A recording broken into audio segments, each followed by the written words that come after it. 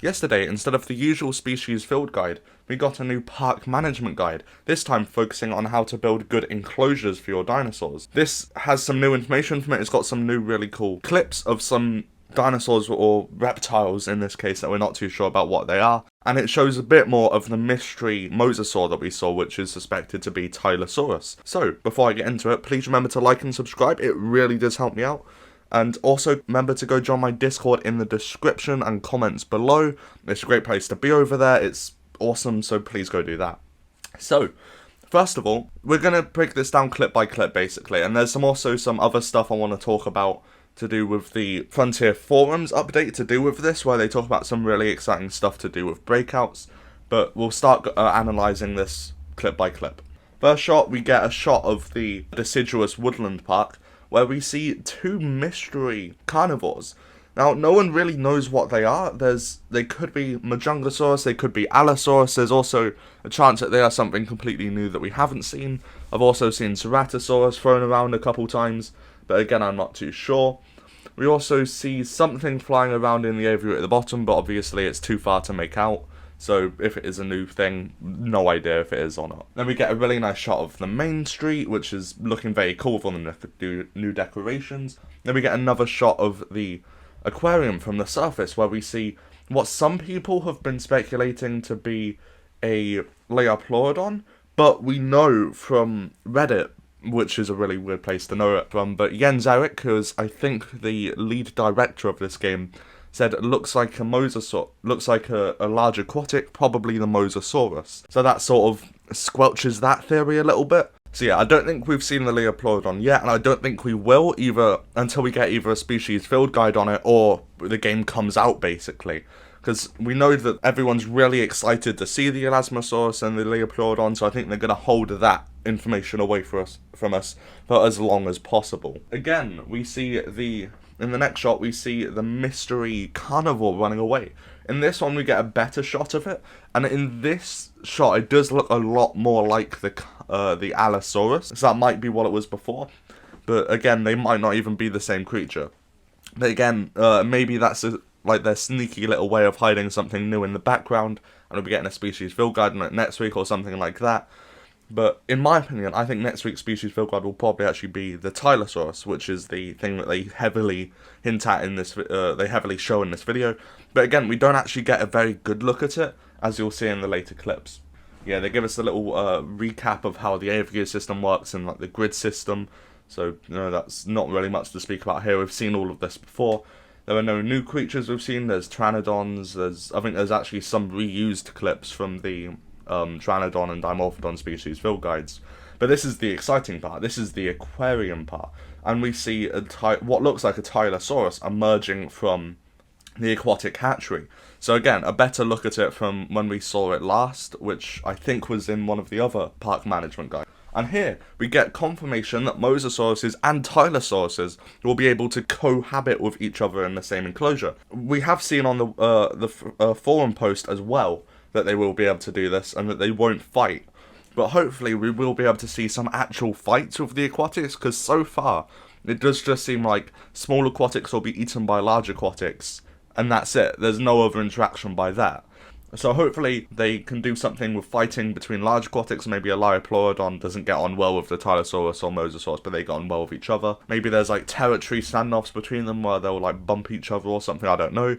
Ichthyosauruses, I'm really hoping they show some good interactions, because you can't really add something that's very similar to a dolphin to the game and not have good social interactions and play animations and all of that stuff that dolphins would have in real life. I know I'm comparing them to dolphins when they're not really dolphins, but that is how the general public sees them, really, because they look very similar.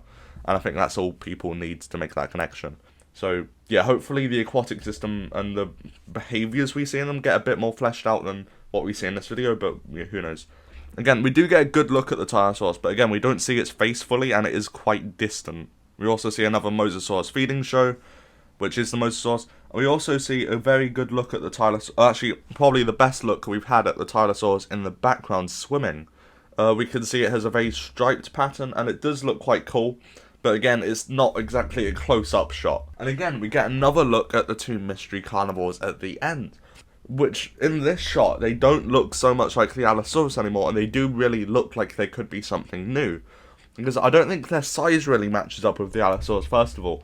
And the head shape and the proportions just seem a bit off if it was an Allosaurus.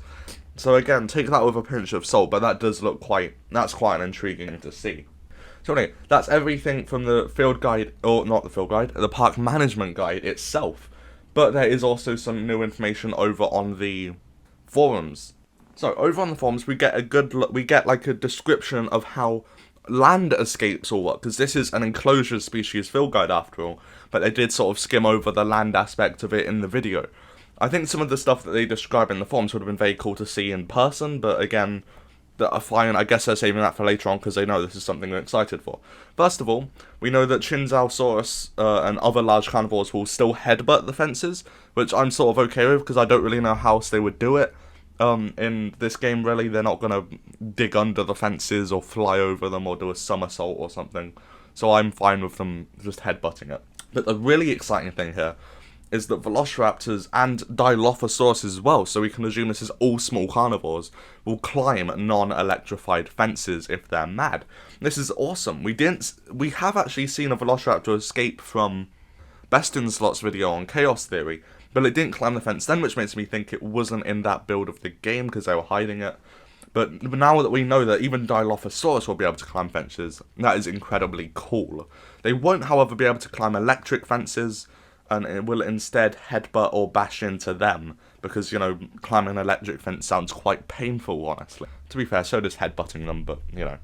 We also know that the security ratings of the fences, if it's higher than the security rating of the dinosaur, they will not at all be able to break that fence. So say a Velociraptor, or not a Velociraptor, that's a bad example, but a Chinzalsaurus has a security rating of 4 and you're using a security rating of 5 fence, they will just headbutt it, nothing at all will happen, and all that will happen is that they will hurt themselves. So you'll have to send over a veterinary unit, and maybe they have a broken leg from doing it or something, and you have to take them over and fix that. Which again, is quite a cool system. I do also believe that is how the aquatic system will now work, where they'll just bang into the walls, they'll become unhappy, and yeah. We also know that they will begin to starve if they don't have enough food as well, and maybe they'll stop eating if they're unhappy, because that is a thing that sharks in nature are known to do. Because have you ever seen a great white shark in captivity? That's because they stop eating when they're in an aquarium, because I don't know why, no one really knows why, I don't think, but they're just unhappy with it, so they'll stop eating.